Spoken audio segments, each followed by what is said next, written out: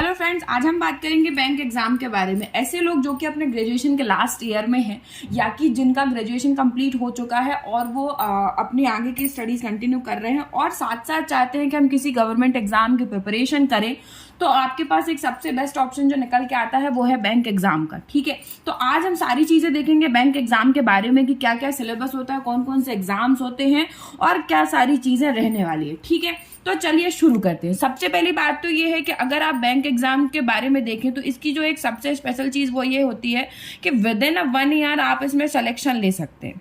ठीक है, क्योंकि इसका जो सिलेक्शन प्रोसेस है, जो भी एग्जामिनेशन और सारी चीजें होती हैं, वो 1 ईयर के लूप में सारी चीज कंप्लीट हो जाती है और आपको सिलेक्शन मिल जाता है। ठीक है, तो आज हम बात करेंगे कि इसमें कौन कौन से एग्जाम्स होते हैं, क्या क्या क्राइटेरिया होता है और क्या सारी चीजें रहने वाली है। ठीक है, सबसे पहली बात तो जो बैंकिंग सेक्टर में मेन एग्जाम होते हैं वो आपको ये 6 एग्जाम देखने मिलेंगे। और भी एग्जामिनेशंस होते हैं इंश्योरेंस सेक्टर के भी, और डिफरेंट बैंक जो अपनी पोस्ट निकालती है वो सारी चीजें अलग होती हैं, पर मेन जो एग्जाम होते हैं वो 6 एग्जाम होते हैं। ठीक है, जिसमें से सबसे पहला जो आपको अभी देखने मिलेगा वो होगा आरआरबी पीओ का और आरआरबी क्लर्क का। आरआरबी बेसिकली जो रीजनल रूरल बैंक होते हैं उनके लिए एग्जामिनेशन कंडक्ट कराते हैं और ये एग्जाम आपको देखने मिलेगा अगस्त 2023 में। ठीक है, यानी अभी आपके पास आराम से 5 मंथ्स का टाइम है और आप आराम से इसके लिए प्रिपेयर कर सकते हैं। ठीक है, नेक्स्ट जो आपको एग्जाम देखने मिलेगा आईबीपीएस पीओ और आईबीपीएस क्लर्क का, वो आपको सितंबर में मिलेगा। और जो सबसे बड़ा एग्जाम आप कह सकते हो, सबसे डिफिकल्ट एग्जाम बैंकिंग सेक्टर का, वो होता है एसबीआई पीओ और एसबीआई क्लर्क, जो कि आपको दिसंबर या जनवरी में मिलेगा। इनकी टेंटेटिव डेट जो है, इनका जो टेंटेटिव कैलेंडर है वो आईबीपीएस रिलीज कर चुका है और इसमें डेट भी मेंशन करी हुई है। ठीक है, तो अगर आप चाहेंगे वो भी मैं आपको अपलोड करके बता दूंगी। और नेक्स्ट जो examination SBI PO and SBI clerk का है, उसके लिए अभी तक आपके पास ऑफिशियल डेट नहीं आई है, बट मोस्ट प्रोबेबली जो इनके एग्जाम्स होते हैं वो दिसंबर जन में भी आपको देखने को मिलते हैं। ठीक है, सेकेंड अगर हम बात करें एग्जाम पैटर्न के बारे में, तो जो ये सारे एग्जाम है इनका जो एग्जाम पैटर्न है वो सेम ही होता है। ठीक है, तो पीओ के लिए जो सिलेक्शन प्रोसेस होता है उसके लिए आपको 3 फेज चीजें होती हैं, जैसे कि फर्स्ट फेज आपका प्रीलिम्स, सेकंड आपका मेंस एंड थर्ड आपका होता है इंटरव्यू। ठीक है, और क्लर्क में जो होता है उसमें आपको इंटरव्यू नहीं होता है, उसमें आपका सिर्फ प्रीलिम्स होता है और मेंस होता है। ठीक है, सारे पीओ के लिए, चाहे वो आरआरबी पीओ हो, एसबीआई पीओ हो, आईबीपीएस पीओ हो, सभी की पीओ पोस्ट के लिए आपको प्रीलिम्स देना होता है, देन मेंस, देन इंटरव्यू।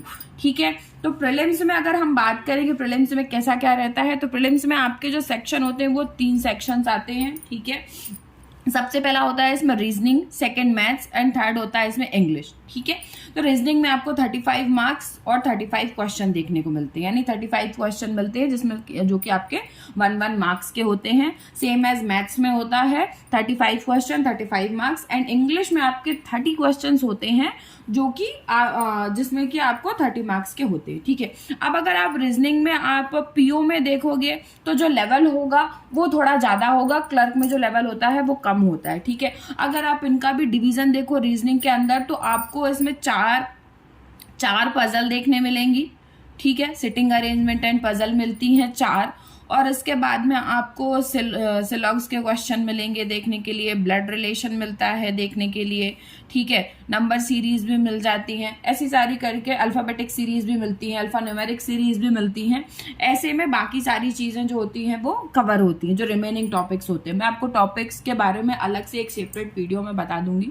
ठीक है, सेम एज मैथ्स में होता है जिसमें कि आपको 2 DI मिलती हैं, 2 या 3 DI मिलती हैं आपको। पीओ में आपको 3 DI मिलती है देखने के लिए, और जो आपका क्लर्क का पेपर होता है उसमें 2 DI मिलती है। लेवल बेसिकली पीओ में ज्यादा होगा और क्लर्क में कम होगा। ठीक है, और मैथ्स में भी जो बाकी के जैसे आपको इसमें सिंप्लीफिकेशन देखने मिलेगा, नंबर सीरीज देखने मिलेंगी, एंड डिफरेंट टाइप के मिसलेनियस क्वेश्चन भी होते हैं जिसमें आपका अरिथमेटिक एक मेजर रोल प्ले करता है, उसको आपको बहुत ही ध्यान से पढ़ना होता है। ठीक है, अगर आप बात करो तो रीजनिंग में आपको पजल बहुत अच्छे से करनी होती है, मैथ्स में आपको डेटा इंटरप्रिटेशन और अरिथमेटिक का सेक्शन है वो आपको अच्छे से करना होता है। ठीक है, एंड देन इंग्लिश की बात करें, इंग्लिश में आपको आरसी देखने मिलेगा, क्लोज टेस्ट देखने मिलेगा, और इसी के साथ में आपको सारी चीजें डिफरेंट टॉपिक से आपके जो इसमें क्वेश्चंस आते हैं वो कवर होते हैं। जैसे आपका एक आरसी हो गया, एक आपका क्लोज टेस्ट हो गया।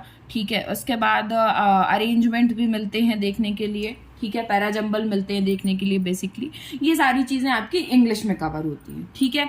मेंस में अगर आप बात करेंगे, मेंस में आपका एक और जो मेजर सब्जेक्ट आप बोल सकते हो जीए इंक्लूड हो जाता है, ठीक है। रीजनिंग तो होता ही है, मैथ्स भी होता है, इंग्लिश भी होता है और जीए भी होता है। बेसिकली यहाँ पे रीजनिंग एंड कंप्यूटर होता है, बट कंप्यूटर के उतने क्वेश्चंस आपको देखने नहीं मिलेंगे।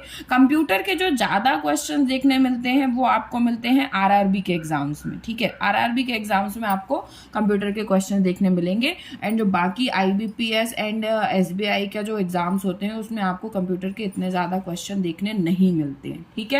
नंबर जो होते हैं वो डिफरेंट डिफरेंट एग्जाम के लिए वेरी करते हैं, क्योंकि जैसे आरआरबी में आपका क्या होता है, आरआरबी में आपका ऐसे राइटिंग वगैरह इंक्लूड नहीं होती है, ठीक है, ऐसे एंड लेटर राइटिंग।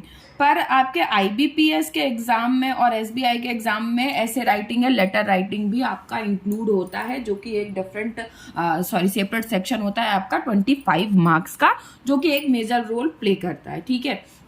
तो ये तो था आपका ओवरव्यू कि क्या कैसे क्या एग्जाम होते हैं। जैसे मैंने आपको बताया ये 6 एग्जाम होते हैं मेजर, ठीक है। एग्जाम पैटर्न मैंने आपको बताया, इसमें 3 फेजेस होते हैं, क्लर्क के लिए इसमें 2 होते हैं, और प्रीलिम्स में आपके 3 सेक्शन आपको करने होंगे, और मेंस में आपको 4 सेक्शन होंगे, और आईबीपीएस एसबीआई में आपका एक और सेक्शन इंक्लूड हो जाता है जो कि होता है ऐसे एंड लेटर राइटिंग का, ठीक है।